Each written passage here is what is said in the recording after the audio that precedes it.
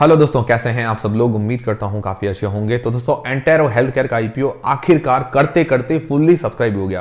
क्यूआईबीज ने बचा लिया आखिरी दिन, मतलब क्यूआईबीज की बदौलत ये फुल्ली सब्सक्राइब हुआ है, वरना अंडर सब्सक्राइब रह जाता।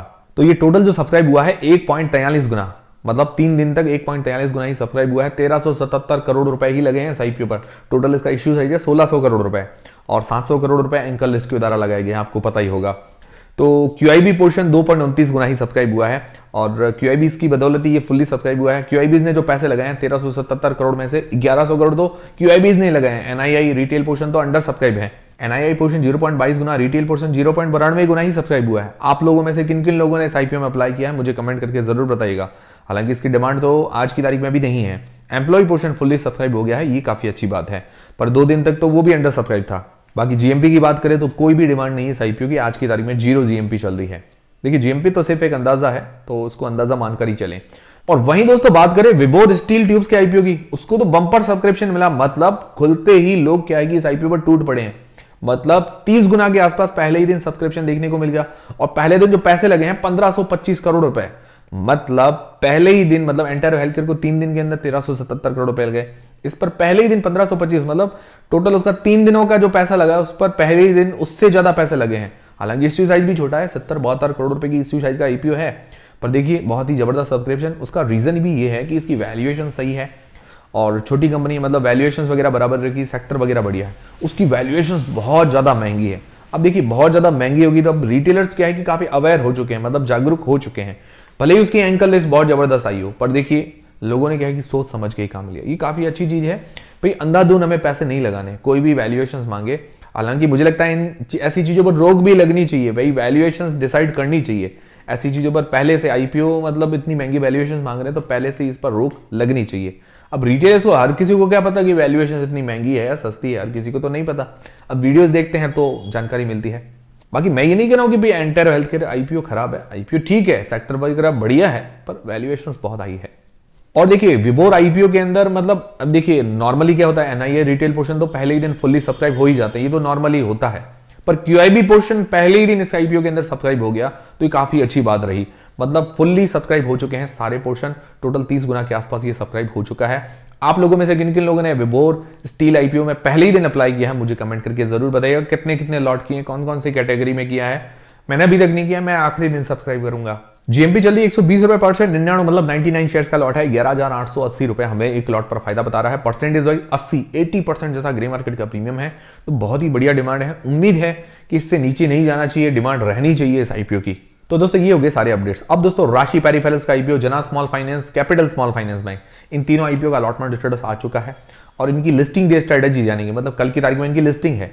तो लिस्टिंग डे पर हमारी स्ट्रेटेजी क्या होनी चाहिए, होल्ड करें या सेल करें। और देखिए दोस्तों, मैं सारी चीजें आपको बता दूंगा, बट डिसीजन आपको अपनी रिस्क और अपना एनालिसिस लगा के बनाना है। मेरी तरफ से कोई भी बाय सेल का या होल्ड करने का, सेल करने का कोई भी डिसीजन नहीं, ना ही रिकमेंडेशन है, ठीक है। और देखिए दोस्तों, जीएमपी सिर्फ एक अंदाजा है, इसको अंदाजा लेकर ही चलें, फिक्स चीज ना माने, ठीक है। और उससे पहले हमें काफी लोगों ने जानकारी दी भी, इंस्टाग्राम पर मैसेजेस करके बताए थे अलॉटमेंट को लेकर। मैंने आपको कहा भी था कि जो लोग भी हमें बताएंगे उनके नाम वीडियोस के अंदर फ्लैश कर दिए जाएंगे। तो उसके अंदर अशील गुप्ता, नीलेश, विवेक और रेवंत, इन सभी ने हमें सबसे पहले जानकारी दी थी। मैं आपको कहता भी हूं कि पहले 3, 4, 5 लोग जो भी हमें जानकारी देते हैं उनके नाम वीडियोस के अंदर आ जाते हैं। तो आप भी हमें इंस्टाग्राम पर मैसेजेस करके बता सकते हैं, आपके भी नाम इसी तरह वीडियोस के अंदर फ्लैश कर दिए जाएंगे। टेलीग्राम, इंस्टाग्राम, फ्री में डीमेट अकाउंट, व्हाट्सएप चैनल, सबकी लिंक डिस्क्रिप्शन के अंदर है। इसीलिए इंस्टाग्राम पर भी हमें फॉलो करना मत भूलिएगा। आपके पास डीमेट अकाउंट नहीं है, उसकी भी फ्री में डीमेट अकाउंट खुलवाने की लिंक डिस्क्रिप्शन के अंदर मिल जाएगी। तो सबसे पहले राशि पेरिफेरल्स के आईपीओ की लिस्टिंग डे पर स्ट्रेटजी क्या होनी चाहिए। तो सबसे पहले जीएमपी अंदाजा है, अंदाजा लेकर ही चले। 50 रुपए पर शेयर चल रही है आज की तारीख में। 48 मतलब 48 शेयर्स का लॉट है। 2400 रुपए, 2400 रुपए हमें एक लॉट पर आज की तारीख में फायदा देखने को मिल रहा है। परसेंटेज वाइज 15-16% जैसा ग्रे मार्केट का प्रीमियम है, मतलब अंदाजन इतना लिस्टिंग मिलना चाहिए जीएमपी के अनुसार, मेरे अनुसार नहीं है। अंदाजन लिस्टिंग प्राइस क्या हो सकती है, तो ये शेयर जो है हमें अलॉट हुआ है 311 रुपए के अंदर और जीएमपी चल रही है 50 रुपए, तो 361 रुपए जीएमपी के अनुसार 361 रुपीज के आसपास ये लिस्ट हो सकता है ग्रे मार्केट के अनुसार, मेरे अनुसार नहीं है। पर देखिए दोस्तों, मार्केट ऊपर नीचे हो सकता है, डिमांड बढ़ भी सकती है, घट भी सकती है।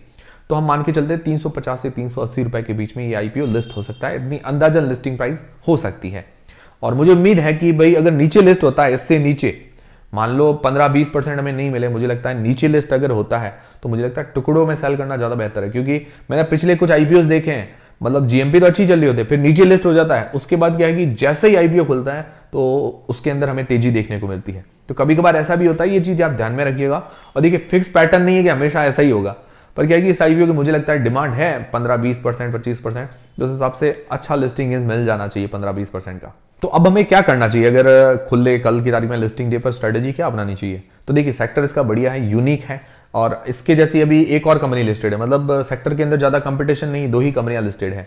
मतलब ये क्या करती है, अलग अलग कंप्यूटर के जो भी पार्ट्स होते हैं वो ये क्या कि सेल करती है विदेशों, जितनी भी विदेशी कंपनियां हैं, इंटेल, एसूस, एचपी वगैरह, जितनी सैमसंग वगैरह, सबके पार्ट्स वगैरह की सेल करती है। ऑल इंडिया के अंदर बहुत बड़ा डिस्ट्रीब्यूटर है, ये काफी अच्छी चीज है।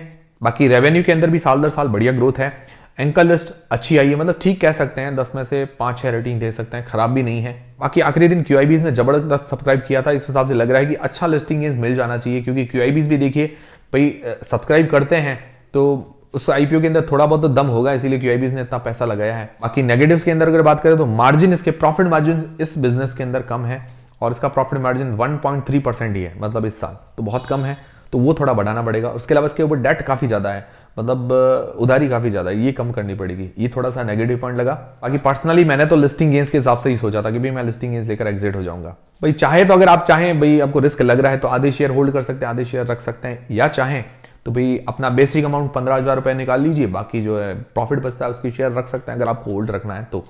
बाकी मुझे लगता है अगर नीचे लिस्ट होता है, मैंने आपको बताया कि भाई नीचे लिस्ट होता है तो मुझे लगता है कि हो सकता है खुलने के बाद ऊपर चला जाए, क्योंकि डिमांड तो लग रही है भाई 15 से 20% मिल जाना चाहिए।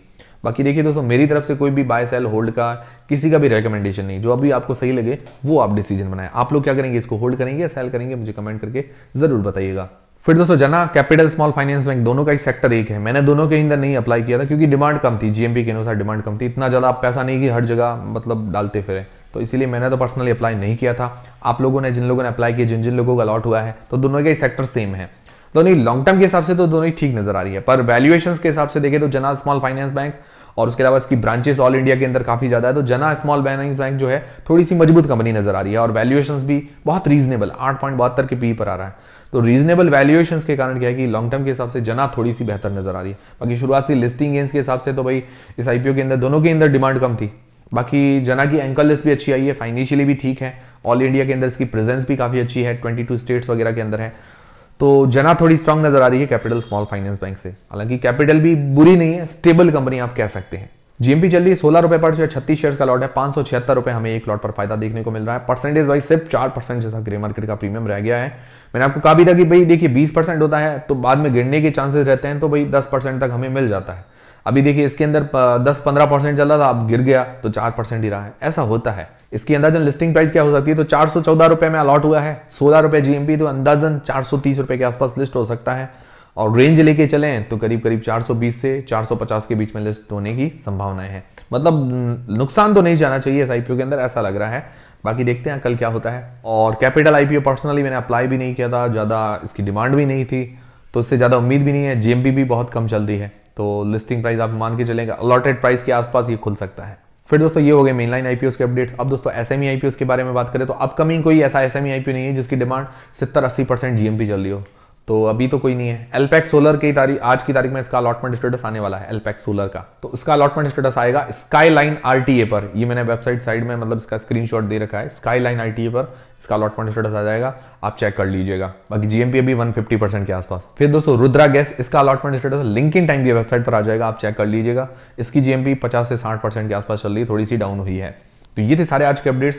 और देखिए दोस्तों, कोई भी बाय सेल का या जीएमपी के अनुसार डिसीजन लेने का मेरी तरफ से कोई भी डिसीजन नहीं है, जीएमपी अंदाजा है, अंदाजा लेकर ही चलें। ये थे सारे आज के अपडेट्स। उम्मीद करता हूं हमारा वीडियो में जानकारी आपको पसंद आई होगी, हेल्पफुल रही है तो वीडियो को लाइक जरूर करें, चैनल को सब्सक्राइब कर लें। मिलते हैं दोस्तों अगले वीडियो के अंदर।